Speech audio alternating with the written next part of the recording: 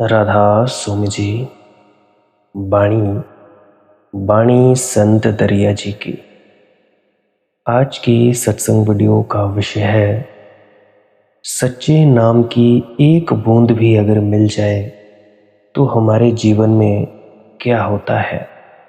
तो चलिए इसी विषय के संदर्भ में आज की सत्संग वीडियो आरंभ करते हैं। गुरु प्यारी सत्कारयोग साध संगत जी, सच्चा नाम क्या है? सच्चे नाम को जानने से पहले, आगे बढ़ने से पहले ये जानना बड़ा ज़रूरी है कि सच्चे नाम की जब आवाज़ हमारे अंदर सुनाई पड़ती है पहली दफ़ा, तो हम उसको क्या कहते हैं। साथ संगत जी, जब भी आवाज़ हमारे कानों में सुनाई पड़ती है तो हम उस आवाज़ को अक्सर अनाहत नाद के नाम से जानते हैं। बांगे आसमानी, निदाए सुल्तानी, साउंड करंट और भी न जाने अन्य अन्य कई कई नामों से हम इस नाम को, नाम की आवाज़ को जानते हैं। तो जो सच्चा नाम है उसको क्या कहते हैं? अब आप लोग ये सोच रहे होंगे कि शायद हमें हमारे गुरु महाराज ने ये जाप करने के लिए सिमरन दे दिया, 5 नाम का जाप, 3 नाम का, कोई 2 नाम का, या 6 नाम का, या 7 नाम का, कोई भी किसी भी तरह का जाप दे दिया हमारे सद्गुरु ने, तो यही हम नाम समझ बैठते हैं। दरअसल सच कहूँ तो ये नाम सच्चा नाम नहीं है। ये नाम तो केवल वर्णात्मक नाम है। वर्णात्मक नाम से मतलब जो मालिक की महिमा का वर्णन करते हैं। अब उदाहरण के लिए पानी जो आप लोग पीते हो, पानी का जो स्वभाव है, पानी जो आप पीते हो गले की शांत करता है प्यास, वो कोई और चीज़ है, और हम नाम देते हैं उसे पानी, H2O या वाटर। ये उसे नाम देना यानी वर्णन करना है। अब कोई पूछे कि सूरज का वर्णन कीजिए, हम कह देते हैं कि जी सूरज एक बड़ा आग का गोला है, सुबह दिखाई देता है और सांझ को कहीं छिप जाता है। अब जो बहुत बड़े साइंस वाले विद्यार्थी होंगे वो ये जानते हैं कि सूरज का उगना और अस्त होना किसके कारण है। खैर इन सब बातों को छोड़ो, तो सूरज का वर्णन है, चांद का वर्णन है, ऐसे ही उस कुल मालिक के नामों का भी वर्णन है। वेद शास्त्र, ग्रंथ, उपनिषद, कुरान शरीफ जी, बाइबल, श्रीमद् भागवत गीता और श्री गुरु ग्रंथ साहिब जी और भी जितने भी संतों महात्माओं ने बोले जो शब्द, ये सब परमात्मा के नाम का वर्णन है। वैसे तो परमात्मा का कोई नाम नहीं है और इसी वजह से उसे अनामी भी कहा जाता है। वो सच्चा नाम है, इस वजह से उसे सतनाम भी कहा जाता है। बहुत से नाम है, कई कई नाम है, तो इस भुलेखे में कभी मत पड़ें, इस भ्रम में ना पड़ जाएं कि ये जो हमें 5 शब्दों का जाप दे दिया है करने को, यही नाम सच्चा नाम है। तो अब सवाल पैदा होता है कि ये जो हमें 5 शब्दों का जाप करने के लिए दिया जाता है, ये काहे के लिए दिया जाता है? वैसे तो बहुत सी वीडियोज़ में मैं इसके बारे में चर्चा कर चुका हूँ, पर संक्षिप्त में बताना चाहूँगा। ये जो शब्दों का जाप है ये गुरु द्वारा दिया जाता है। काहे के लिए? ताकि एकाग्रता प्राप्त की जा सके। अब जैसा कि आप सभी जानते हैं, आप लोगों के अंदर न जाने कई कई प्रकार के विचार चलते हैं, संस्कार चलते हैं, मन तुम लोगों का संकल्प उठाता है, विकल्प उठाता है, और भी न जाने क्या क्या तुम लोगों के अंदर बातें चलती हैं। तो सद्गुरु क्या करता है? वो कहता है कि तुम इन नामों का सिमरन करना शुरू करो, इन नामों को जपना शुरू करो। और जब जब तुम नामों को जपना शुरू करते हो, अब उदाहरण के लिए मान लो किसी गुरु ने तुम्हें नाम दे दिया, मेरा नाम मनदीप कुमार है, ये नाम दे दिया। अब जब तुम इस नाम को जपना शुरू करोगे, करते जाओगे करते जाओगे करते जाओगे, तो इतने सारे विचार न चलकर ये केवल एक ही विचार तुम्हारे भीतर चलता रहेगा और तुम लोगों को एकाग्र होने में मदद मिलेगी। तो जैसा कि हम सभी जानते हैं कि मन के परे जाना है, मन को छोड़ना है, बुद्धि से परे जाना है, तो आप लोग इतने सारे विचारों से परे नहीं जा सकते। इसीलिए हमें ये जाप का कार्यक्रम दिया जाता है हमारे सद्गुरु द्वारा। ये भी एक टेक्निक है, एक वैज्ञानिक स्थिति है जो मैं आपको कुछ संक्षिप्त में बातें समझाने की चेष्टा कर रहा हूँ। तो 70,000 विचारों को छोड़ना कठिन है, एक विचार को छोड़ने की बजाय। अब ये जो एक विचार बच गया जी, 5 नामों का जाप चल रहा है, इसके साथ ही दूसरा कदम बोलने को कहा जाता है, करने को कहा जाता है कि जी आप सभी शब्द धुन सुनने के लिए बैठें, अनाहत नाद सुनने के लिए बैठें। ये जो अनाहत नाद की ध्वनि है, ये हमारे कानों में शुरू से सुनाई पड़ती है, कर्णेंद्रियों द्वारा हमारे कानों में सुनाई दे पड़ सकती है। अब बहुतों को ये भ्रम होता है कि जी दाएं कान से सुने या बाएं कान से सुने, तो आप लोगों ने इसकी चिंता नहीं लेनी है। जिस कान से आनी चाहिए आवाज़ आ जाएगी। वैसे तो अक्सर जो सद्गुरु द्वारा बताया गया तरीका है, इस शब्द धुन को राइट कान से यानी दाएं कान से सुना जाता है, परंतु कुछ दिनों के अभ्यास के बाद ये जो ध्वनि है ये दोनों आँखों के मध्य में से सुनाई पड़ने लगती है। हमें ऐसा प्रतीत होता है, तो इस बात की चिंता न लें कि बाएं कान से सुनाई दे रही है आवाज़ या दाएं कान से, इसकी चिंता नहीं लेनी है और परेशान होने की भी आप लोगों को कोई भी ज़रूरत नहीं है। अगर आप लोग परेशान हो जाओगे तो उस परेशानी के कारण और भी ज़्यादा विचार आएंगे। विचारों का आना मतलब मन का आना। तो जिस मन से छुटकारा पाना था, उस मन से छुटकारा ना पाकर और भी ज़्यादा विचारों का आपके भीतर आना जाना हो जाता है। तो इसकी चिंता न लें। तो मैं बात कर रहा था, कुछ लोग समझते हैं कि ये जो हमें शब्द धुन सुनाई देती है, अनाहत नाद की ध्वनि सुनाई देती है, तो यही सच्चा नाम है। जी नहीं, यह भी सच्चा नाम नहीं है, परंतु ये आवाज़ भी बड़ी ही ज़्यादा मीठी और मधुर ध्वनि है, बहुत ज़्यादा सुरीली है, मदमस्त कर देने वाली है, नशे में डालने वाली है। अब बहुत से साधक ऐसे होंगे जो अब मुझसे कहेंगे कि मनदीप बेटा, ये जो ध्वनि सुनाई देती है, हम तो नशे में नहीं जाते, हम तो मदमस्त नहीं होते, तो हम करें तो करें क्या। मैं उनको जवाब देना चाहूँगा, धैर्य रखें, जल्दबाजी करने की कोई भी ज़रूरत नहीं है। जितना ज़्यादा जल्दबाजी करोगे उतना ही ज़्यादा और ज़्यादा दूर फेंक दिए जाओगे। क्यों? क्योंकि जल्दबाजी करने से क्या होगा, आप लोगों के अंदर इच्छा प्रकट होगी, मन आएगा, तो मन के आने से ही आप लोगों का बना बनाया काम बिगड़ जाएगा। तो जैसे ही शब्दों का जाप किया, शब्दों के जाप का आपको एक और भी फ़ायदा होता है कि अगर आप किसी भी आसन में 2 घंटे तक बैठे रहोगे, धीरे धीरे आपको उस आसन की सिद्धि प्राप्त होनी शुरू हो जाएगी। इसको कहते हैं आसन सिद्धि, कि किसी भी आसन में 2.5 घंटे तक बिना हिले डुले, बिना किसी दिक्कत परेशानी के बैठना, तो इसको कहते हैं आसन सिद्धि। अब शुरू में कोई भी साधक बैठता है, घुटनों में दर्द होता है जी, पाँव में होता है, या कहीं भी दर्द होने लगता है।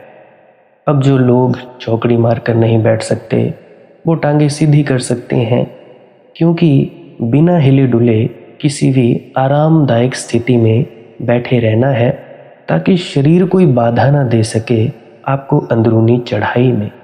ये आसन का मतलब होता है। इसीलिए 2 घंटे आप लोगों को सिमरन तो एक बहाना है, जाप तो एक बहाना है। असली जो मकसद है वो आप लोगों को एक जगह पर टिक कर बैठाना है। ये सद्गुरु का मकसद है बैठाने का। उसके बाद जब आप बैठना शुरू कर दोगे, बैठने में आपको दिक्कत परेशानी नहीं होगी, तो उसके बाद इस शब्द धुन को सुना जाता है। इस धुन को सुनते सुनते आप लोग भीतर उतरते चले जाते हो और लीन होते चले जाते हो। और जैसे ही शब्द धुन को सुनना शुरू किया, भीतर चलने लगे, नशा और मस्ती आने लगी। शुरू शुरू में झिंगुर जैसी, सीटी जैसी आवाज़ आती है, तो इससे आप लोग अंदरूनी जो चढ़ाई है उस पर चढ़ने लगते हो। चढ़ाई कह सकते हो या भीतर उतरना कह सकते हो। शब्दों का हेर फेर है, आपकी मौज है, जो आपको अच्छा लगे आप लोग उस शब्द को लेकर अमल में ला सकते हो। तो ये जो शब्दों का आना है, ये जो ध्वनियों का आना है, क्या इन ध्वनियों के आने से भी आप लोगों को पूर्णतः तृप्ति मिल जाती है? आप लोग कहोगे कि जी कुछ हद तक मिलती भी है, कुछ हद तक नहीं भी मिलती है। तो इसका मतलब क्या है? इसका मतलब साफ साफ इतना है कि यह भी पूर्णतः सच्चा नाम नहीं है। तो सच्चा नाम क्या है? अब देखिए, ये ध्वनि जो आती है, शब्द ध्वनि, ये कहीं से तो आ रही होगी।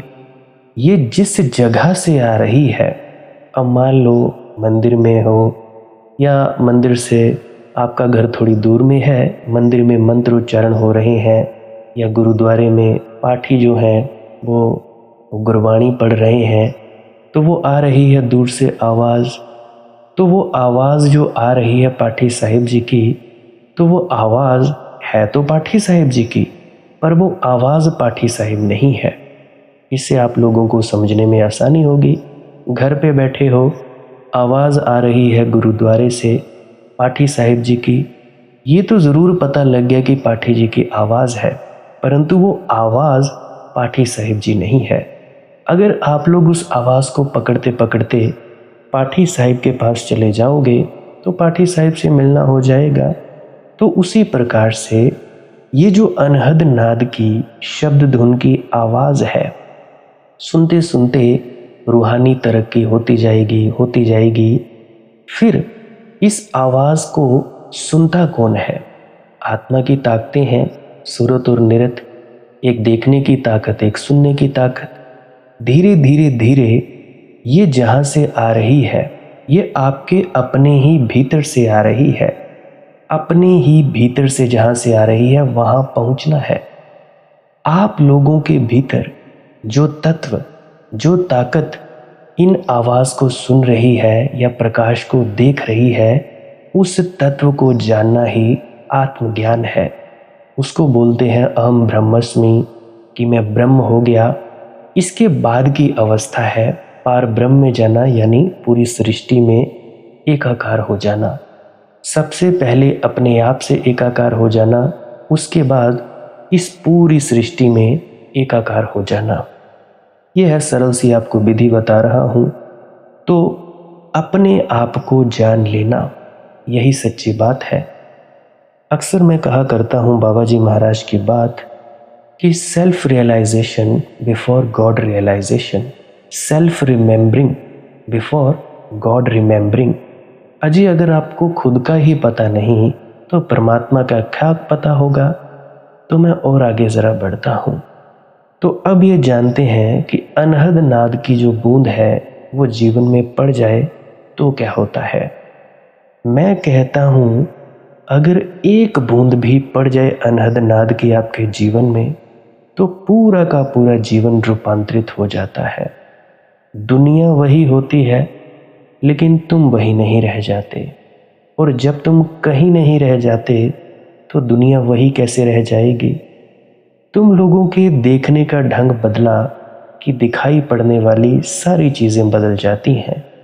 दृष्टि बदली तो सृष्टि बदली। अब जैसा कि बहुत से तुम लोग होंगे जो कहते हैं कि जी हम अच्छे, हम सत्संगी, दूसरे गैर सत्संगी, वो शराबी, वो कबाबी, वो लुच्चा, वो लफंगा, वो ऐसा, वो वैसा। तो मेरा आप लोगों को बस इतना ही उपदेश है कि ये जो तुम लोग दूसरों की परख करते हो, इस परख को करना बिल्कुल बंद कर दो। क्योंकि दूसरों की परख करोगे, सामने वाला आपकी खोपड़ी में बैठा रहेगा, तो इससे आज्ञा चक्र जो है आपका, वो पूरी तरह से खुल नहीं पाता है। जब आपके सिर पर कोई दूसरा व्यक्ति बैठा है, किसी के घर में लड़ाई हुई, कोई पिता आपको बुरा लगता है, कोई बच्चा, कोई माँ, कोई दूसरा रिश्तेदार, कोई यार दोस्त, या किसी के साथ भी लड़ाई झगड़ा हो गया, अगर उसको आप लोग अपनी खोपड़ी में रखोगे, माफ़ नहीं करोगे, उससे आप लोगों का आज्ञा चक्र जो है वो अवरुद्ध हो जाता है, उसमें बाधा पड़ जाती है। आज्ञा चक्र यानी तीसरा तिल, तीसरा नेत्र। अब तीसरे नेत्र से ही आप लोगों की जो है वो यात्रा शुरू होनी है। तीसरा नेत्र ही नहीं खुला तो अध्यात्म के पहली कक्षा में भी कहाँ दाखिल हुए आप लोग। पहली कक्षा में दाखिल नहीं हुए तो आत्मज्ञान या परमात्मा ज्ञान तो बड़ी दूर की बात है। हम सभी लोग टक्करें मारते हैं। अजी परमात्मा से मिलना तो दूर, आत्मज्ञान भी नहीं हुआ। खुद को जानने की प्रक्रिया में पहली कक्षा में भी नहीं बैठे और हम ये आशा करते हैं कि जी हम मरने के बाद सचखंड चले जाएंगे या मरने के बाद हमें मुक्ति मिलेगी। अजी नहीं, ऐसा नहीं होता। अब बहुत से आप लोग साधक हो, मेरे कहने से आप लोगों के दिल दुखते हैं। हाँ, कुछ देर के लिए दुखेंगे, परंतु सच्चाई तो स्वीकार करनी पड़ेगी।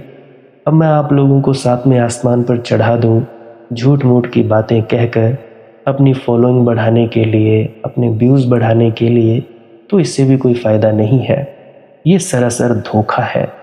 जब हमारे संत सद्गुरु हमें धोखा नहीं देना चाहते तो मैं कौन होता हूँ धोखा देने वाला।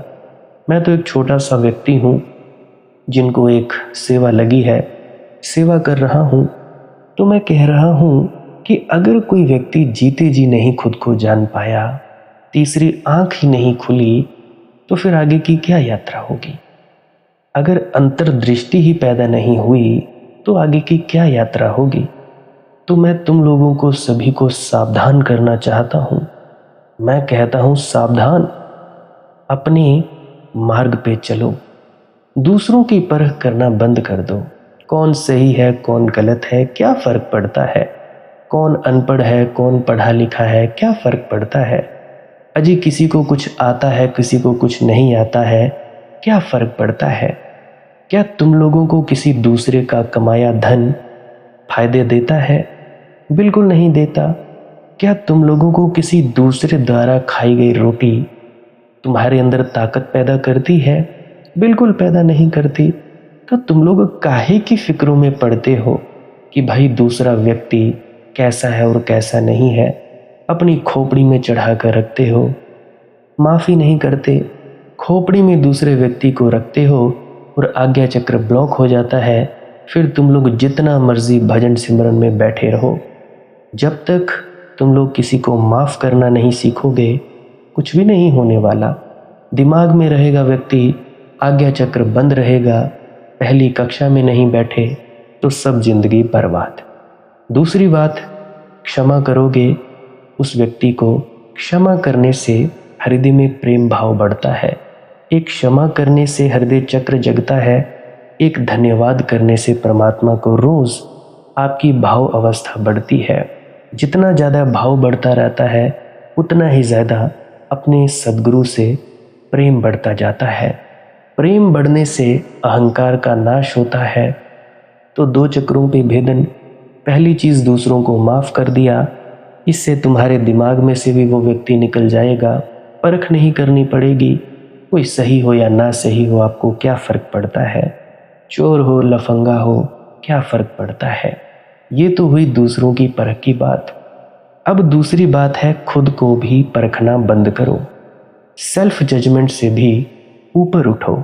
सबसे पहले दूसरों की परख बंद करो, उसके बाद खुद की परख बंद करो।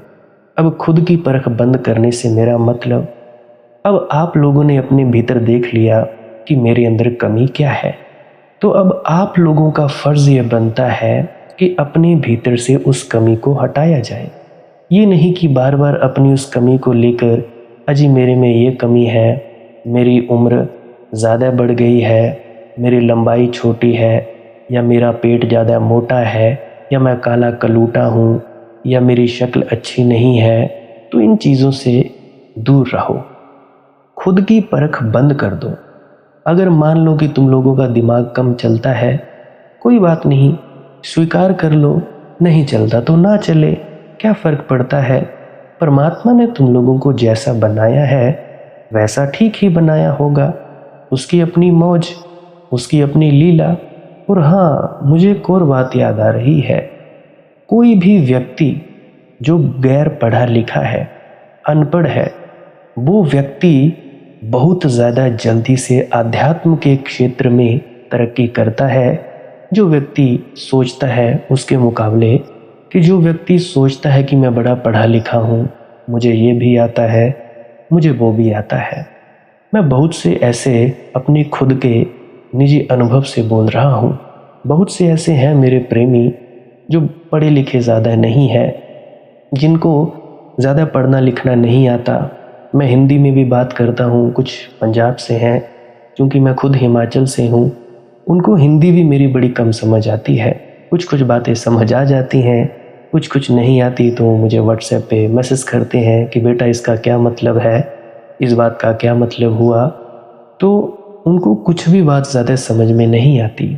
मेरी अक्सर 90 से 95% बात उनके ऊपर से चली जाती हैं। परंतु जब मैं उनको कहता हूँ कि ऐसा करना है, वो कर जाते हैं। और उनकी तरक्की बाकियों के मुकाबले, जो खुद को सोचते हैं कि हम बड़े समझदार हैं, हम पढ़े लिखे हैं, हम अंग्रेज़ी जानते हैं, हम हिंदी जानते हैं, हम ये भी जानते हैं, हम मास्टर हैं, हम प्रिंसिपल हैं, या हम ऐसा ऐसा व्यवसाय करते हैं, उन लोगों के मुकाबले एक स्त्री है, वो पता नहीं शायद पीएचडी पढ़ी हुई है, नाम तो मुझे उनका पता नहीं, शायद वो भी मुझे अभी सुन रही हैं।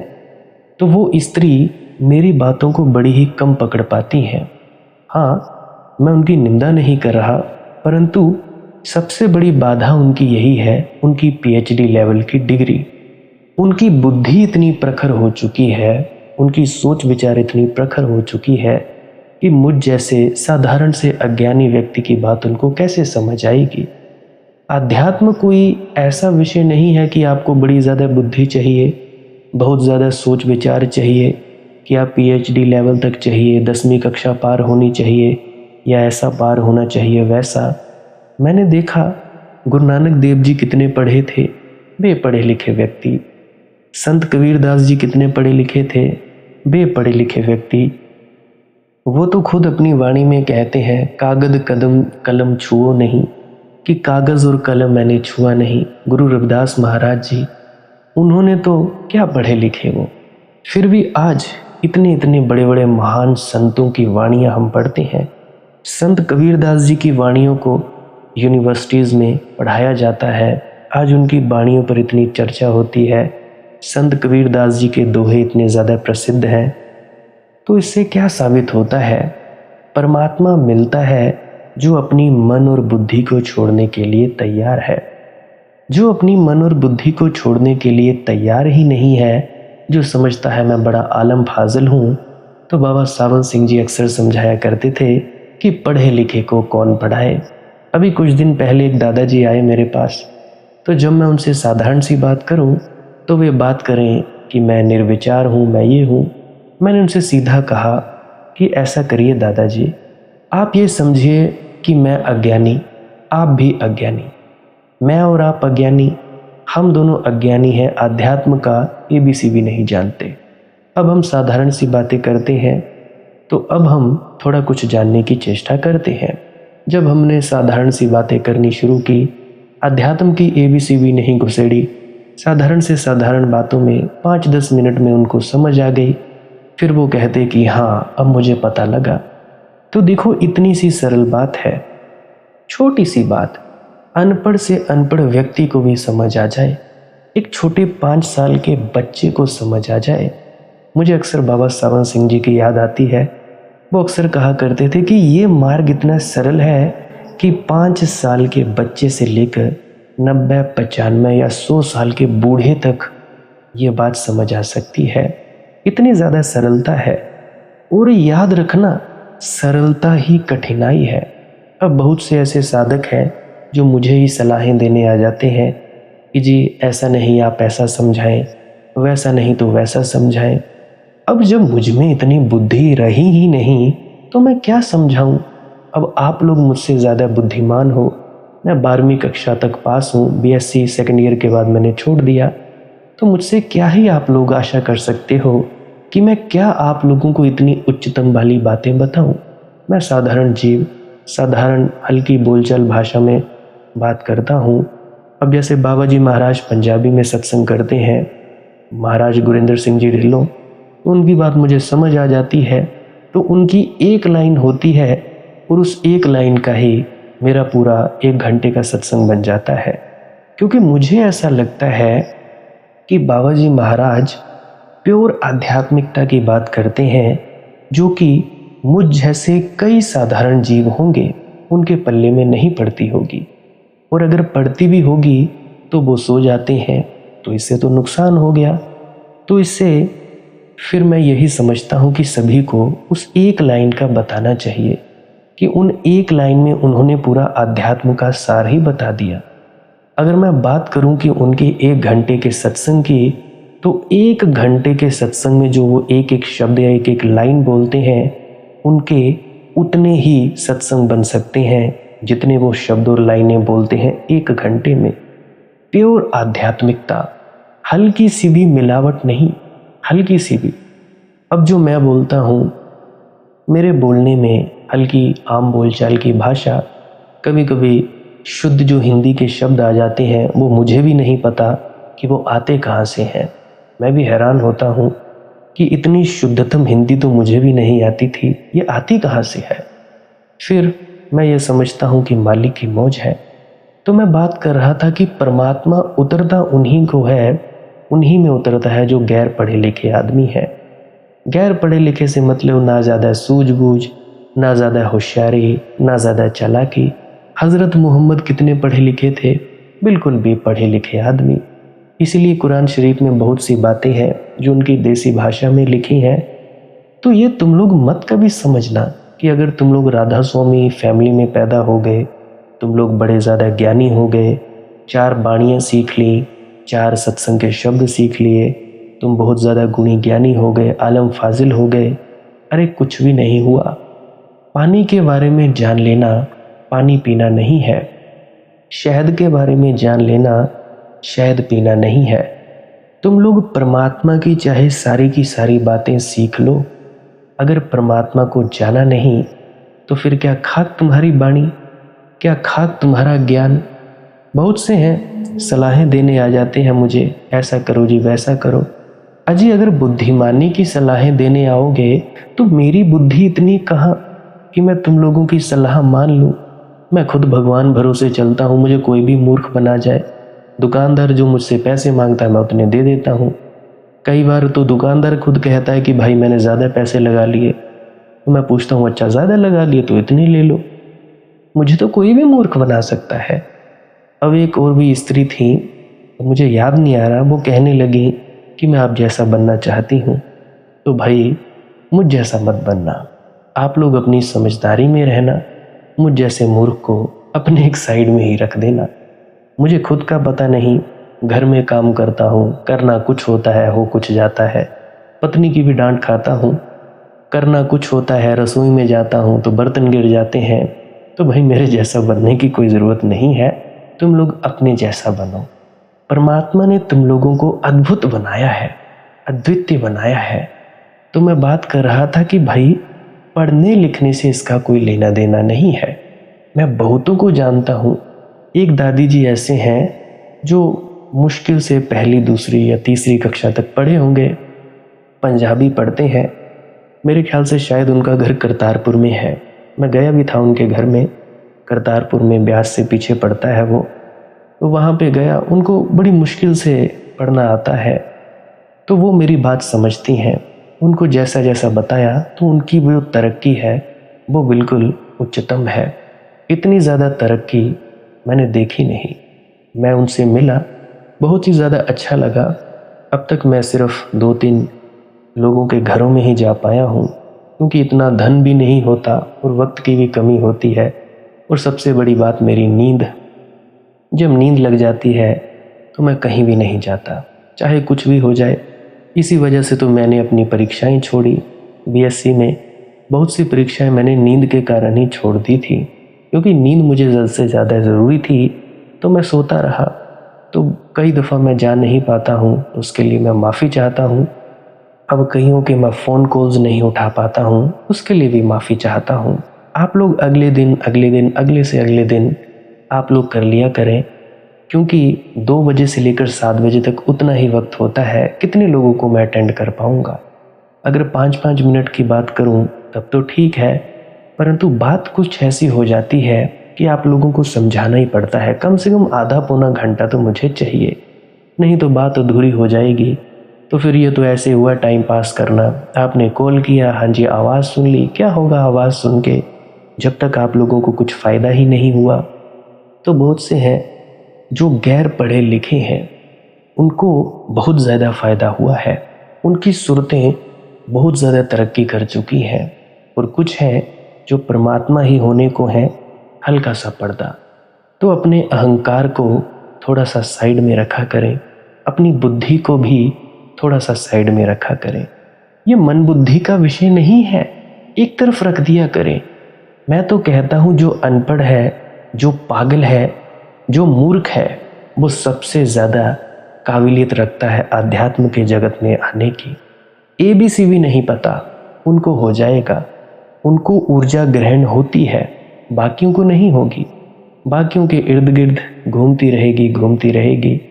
मैं तो बस इतना ही कहता हूँ कि जितने भी प्रेम करते हैं सब तक पहुँच जाए। जितने भी हैं, अब जितने भी हैं उन तक पहुँचती तो है अन ऊर्जा, उन तक मालिक की दया मेहर और बख्शिश पहुँचती तो है। पर सबसे बड़ा नुकसान क्या होता है? आप लोग अपने अहंकार में चूर रहते हो, खुद को बड़े गुणी ज्ञानी आलम फाजिल समझते हो कि हम लोग बड़ा जानते हैं। अजी आप लोगों को कुछ भी पता नहीं है। मैं अपने अनुभव की बात कहता हूँ। जब मैं पहली दफ़ा एक ऐसे संत के साथ मिला था जो क ख ग भी नहीं जानते, कुछ भी नहीं पढ़े, फिर भी इतने उच्च कोटि के महात्मा थे।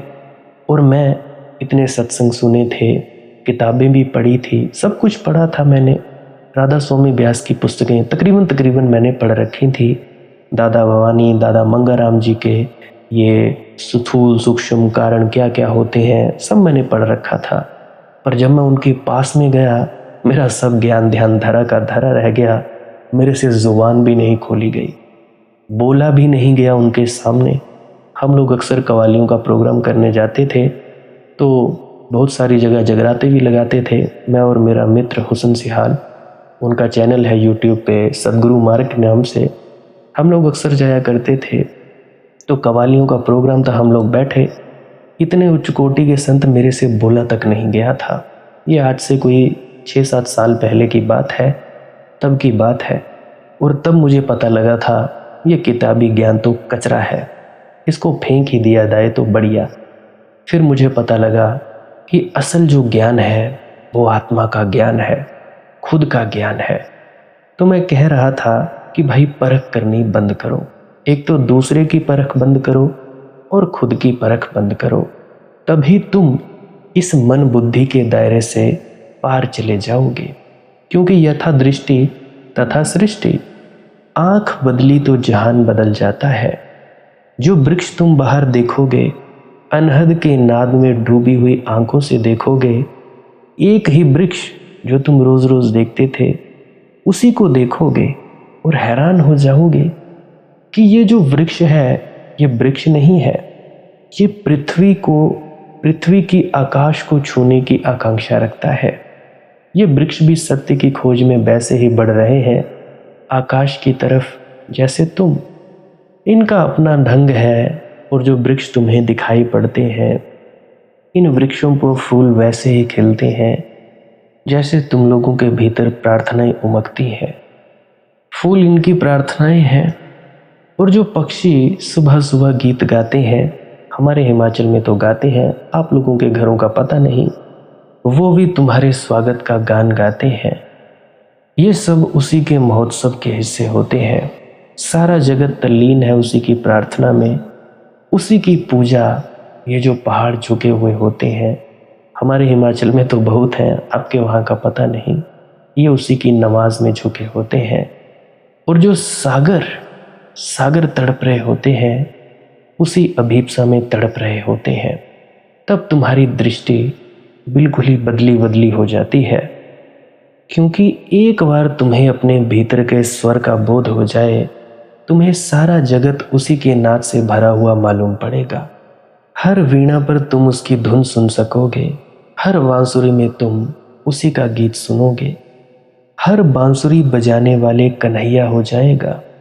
और जब तक ऐसा ना हो जाए, तब तक समझना चूकते रहे, खोते ही रहे और खोते ही रहोगे। इसलिए अक्सर बार बार कहता हूँ कि भजन सिमरन किया करो, भजन सिमरन में उतरो, सिमरन और भजन श्वास क्रिया किया करो। भीतर उतरोगे तभी कुछ तुम लोगों का फायदा हो सकता है। ये बातों का मजमून नहीं है, करनी का रास्ता है। करनी बस इतनी करनी है कि अपने आप को बैठाना है, अपने आप को बैठाना है और क्या करना है। छलांग तो एक ही बार लगानी होती है, बाकी तो परमात्मा खींच ही लेता है। बस खुद को बैठा कर रखो और कुछ नहीं करना है। आज के लिए बस इतना ही। आप लोग भीतर उतरते रहिए। अब मैं ये भी सोच रहा हूँ एक अपडेट चैनल खोलने की बात, कि आप लोगों को सही सही अपडेट दे पाऊँ, क्योंकि बहुत से हैं जो गलत गलत चीज़ें पोस्ट करते रहते हैं फेसबुक पर, इंस्टाग्राम पर, यूट्यूब पर। बाकी सोच रहा हूँ कि आप लोगों पर अपडेट्स देता रहूँ कि जो जो जहाँ जहाँ बाबा जी महाराज जाते हैं आते हैं, बहुत सी चीज़ें होती हैं, उनके सवाल जवाब होते हैं, तो उनकी अपडेट्स देने के बारे में भी सोच रहा हूँ। तो अगर आप लोग चाहते हैं कि उनकी अपडेट्स आप तक भी पहुँचाई जाए, तो दूसरे चैनल को आप जी सब्सक्राइब कर सकते हो। चैनल का लिंक मैं डिस्क्रिप्शन में दे दूँगा। चैनल का नाम है रूहानी सेवा टीवी। आप लोग उस चैनल पर भी जा सकते हो, परंतु वहाँ पर हो सकता है मैं आने वाले दिनों में अपडेट्स लेके आऊँ न्यूज़ चैनल की भांति। तो भजन सिमरन करते रहिए और ध्यान में उतरते रहिए। भजन सिमरन क्या है? भजन और सिमरन दो अंग हैं। सिमरन है कुछ शब्दों का जाप करना जो आपको आपके सद्गुरु द्वारा बताए जाते हैं। कोई भी जाप हो सकता है, कोई भी शब्द हो सकते हैं। करना क्या है? किसी कमरे में बैठ जाइए, या रात को बैठ सकते हैं, सुबह बैठ सकते हैं, या जब भी आपको फुर्सत के लम्हे मिले बैठ सकते हैं। तो जब बैठें तो शरीर को बिना हिलाए डुलाए बैठना है। जो बैठ नहीं सकता तो वो लेट जाए, जो चौकड़ी नहीं मार सकता वो टांगे सीधी कर ले। कोशिश ये रहनी चाहिए कि ज़्यादा से ज़्यादा वक्त शरीर को बिना हिलाए डुलाए बैठा जाए। उसके बाद अपने शब्दों का जाप शुरू कर दें। आंख बंद रखें, आंखों पर ज़्यादा जोर नहीं लगाना है, कोई कष्ट नहीं देना है, नहीं तो सर में दर्द होगा और फिर आप लोगों को परेशानी हो सकती है। तो आपने क्या करना है? चुपचाप शांत होकर बैठे रहना है, शब्दों का जाप शुरू कर देना है। जितनी देर भी आप करना चाहो, आधा घंटा, पौना घंटा, 10 मिनट, 15 मिनट, या जितनी भी आपको आपके सद्गुरु द्वारा दिया गया निर्देश है, जितना निर्देश है उसका पालन कीजिए। और उसके बाद दूसरा स्टेप करना बड़ा ही ज़्यादा ज़रूरी है। वो क्या है? वो उसी अवस्था में बैठे रहें या आसन भी बदल सकते हैं। ये जो शब्दों का जाप होता है ये एकाग्रता के लिए होता है, ताकि मन की एकाग्रता आ जाए। और जब मन की एकाग्रता आ जाए, फिर दूसरा कदम क्या है? धुन सुनने के लिए बैठना। चुपचाप बैठे रहें, आंख बंद है, शब्दों का जाप बंद कर देना है। और अगर कोई भी आपके गुरु महाराज हैं, उनको आप स्मरण कर रहे थे, याद कर रहे थे, आंखों के सामने शक्ल ला रहे थे, तो उसको लाना बंद कर दीजिए। शब्द धुन सुन रही है तो सुनते रहिए। आंख बंद करके अंधेरे में ही टिके रहें। टिके रहना है और ये इच्छा नहीं करनी है कि कुछ दिखे, कहीं पहुंचा जाए, परमात्मा को पाना है, ये करना है, वो करना है। याद रखें, ना कुछ समझना है, ना कुछ देखना है। ऐसे ही अज्ञानी होकर इसी अंधेरे में पड़े रहें। इसी अंधेरे में पड़े रहना है बस। उसके बाद जो होगा सो होगा। और अगर कोई अनुभव हो भी गया तो इससे ये नहीं कि अगली बार फिर से कामना करनी है कि ये वैसे ही हो। कामना ही सबसे बड़ी अड़चन है। इच्छा ही सबसे बड़ी अड़चन है। किसी चीज़ की तृष्णा करना ही सबसे बड़ी अड़चन है। मांग ही वासना है। अगर परमात्मा चाहिए तो कुछ नहीं मांगना है, चुपचाप बस बैठो, अपने आराम में बैठो, अपने विश्राम में बैठो। धीरे धीरे धीरे वो होगा जो होना चाहिए। अगर मैं ज़्यादा बोलूँगा तो आप लोग फिर से उसकी कल्पना कर लोगे कि जी ऐसा होता है, खंड ब्रह्मांड ऐसे होते हैं, चांद तारे दिखेंगे, फलाना ढिकाना। तो मैं ऐसा नहीं कहूँगा। मैं बस इतना कहूँगा, जो कुछ दिखता है, कुछ भी दिख जाए, वो मन है, वो माया है। जो नहीं दिखता वही आत्मा है, वही आत्मा में होना है। अब जैसा कि तुम लोग इसी अंधेरे में टिके रहोगे, टिके रहोगे, टिके रहोगे, तो कुछ दिनों के बाद या महीनों के बाद एक प्रकाश आएगा। वो प्रकाश पूरे शरीर में फैलता जाएगा और धीरे धीरे तुम इस प्रकाश के सहारे अपने आप में स्थित होगे। अब देखो, इस प्रकाश को देखने वाले भी तुम हो और इस शब्द धुन को सुनने वाले भी तुम हो। अब जो ये शब्द धुन को सुनता है और प्रकाश को देखता है, ये तुम हो। तो अपने आप में स्थित होना है, अपने आप को जानना ही सच्चा आत्मज्ञान है। खुद को जानना, खुद को जान लिया, मालिक को फिर जान जाओगे। तो इतनी सी प्रक्रिया है। और आगे आप श्वास क्रिया भी कर सकते हो। ये मुझे बताई गई थी विजय शर्मा जी द्वारा। वो एक उच्च कोटि के संत हैं, तो उन्होंने मुझे बताई और मेरा फ़र्ज़ बनता है कि आप सभी को बताऊं। वैसे तो मैं रोज़ रोज़ बताता हूं, फिर भी आज फिर से बता रहा हूं। श्वास क्रिया क्या है? नाक से सांस लेना है, मुंह से छोड़ना है। लंबा सांस लेना है नाक से और मुंह से छोड़ देना है। 15 मिनट करें, 20 मिनट करें, आधा पौना घंटा, जितनी देर भी आप कर सकते हो करें। करने के बाद करना कुछ नहीं है, चुपचाप आंख बंद करके बैठ जाना है। लेट सकते हो तो लेट सकते हैं, वो आपकी अपनी इच्छा है। नींद आ जाए तो सो जाना है, उस शरीर को कष्ट नहीं देना है। अगर सर घूमे घूमने देना है, अगर आपका शरीर कांपे तो कांपने देना है। उसकी आपने दिक्कत, परेशानी और चिंता नहीं लेनी है, ये सब होता ही है। और मरने से डर लगे तब भी नहीं डरना है, ये होता ही है। क्या कहा मैंने? 15 से 20 मिनट कर सकते हैं, उसके बाद चुपचाप बैठें और अपने भीतर अपने आप उतर जाओगे। ठीक है जी। प्रेग्नेंट लेडीज़ बिल्कुल ना करें, जिनको दिल की बीमारी है या गोलियां वगैरह खाते हैं वो भी बिल्कुल ना करें, और बाकी सब कर सकते हैं। जिनको नींद नहीं आती वो अवश्य करें, और जिनको थोड़ा डिप्रेशन रहता है वो भी अवश्य करें, और जिनके बच्चे थोड़े पढ़ाई में कमज़ोर हैं वो भी ज़रूर करें। बाकी आपकी मौज है, करना हो करिए, नहीं तो आपकी अपनी अपनी इच्छा है। और ध्यान दें, जब सिमरन करें तो उसके बाद सीधा भजन पे बैठें, और जब ये श्वास क्रिया करें तो इसके बाद सीधा भजन के लिए बैठें। अलग अलग प्रक्रियाएं हैं। एकाग्रता के लिए है श्वास क्रिया और एकाग्रता के लिए ही है भजन सिमरन। सिमरन भी एकाग्रता के लिए और श्वास क्रिया भी एकाग्रता के लिए। ठीक है, मिक्स नहीं करना है, अलग अलग करिए। अगर श्वास क्रिया करी तो उसके बाद सीधा धुन सुनने पर बैठें। अगर सिमरन के शब्दों का जाप किया उसके बाद फिर से धुन सुनने पर बैठें। बाकी आपकी अपनी मौज है, जो आपको रुचे वो कर सकते हो। अगर धुन सुनने लगे तो धुन सुनने पर ही डायरेक्ट बैठा जाए, परंतु श्वास क्रिया मत छोड़ना, क्योंकि श्वास क्रिया करने से शारीरिक, मानसिक और आध्यात्मिक लाभ मिलता है। तो बाकी आप कीजिए, आपकी मौज है। और कोई प्रश्न है तो कमेंट सेक्शन में पूछ सकते हैं, या इंस्टाग्राम, टेलीग्राम, फेसबुक पे सर्च करें मालिक की मौज सत्संग, तो वहाँ पे पूछ सकते हैं। प्रश्न पूछने से पहले एक विनती, आप लोग पुरानी सत्संग वीडियोस को अवश्य सुनिए।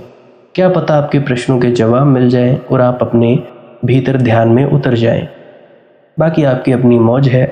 लाइक कर सकते हैं इस वीडियो को अगर आपको कुछ सीखने को मिला है, और कमेंट सेक्शन में राधा स्वामी ज़रूर लिखें। सब्सक्राइब कर सकते हैं इस चैनल को अगर रोज़ रोज़ नए नए सत्संग सुनना चाहते हैं। और बाकी आप सत्संग लगा के छोड़ दीजिए, और बस छोड़ दीजिए। सुनते सुनते आप ध्यान में प्रवेश करेंगे या तो आप जी सो जाएंगे, तो आपकी मौज है। बाकी आप लोग अगर शेयर करना चाहो अपने मित्रों तक तो कर सकते हैं, नहीं तो मालिक की मौज है, कोई चक्कर नहीं है। आप मुझे इतने अंत तक सुनते हो, इतने अंत तक सुनने के लिए आपका बहुत बहुत शुक्रिया, बहुत बहुत धन्यवाद, और मुबारक हो आप लोगों ने जो आनंद प्राप्त किया। अब मैं अपने गुरु महाराज को प्रणाम करता हूँ। आप सभी के भीतर बैठे परमात्मा को भी प्रणाम करता हूँ। मेरा प्रणाम स्वीकार करें। राधा स्वामी जी।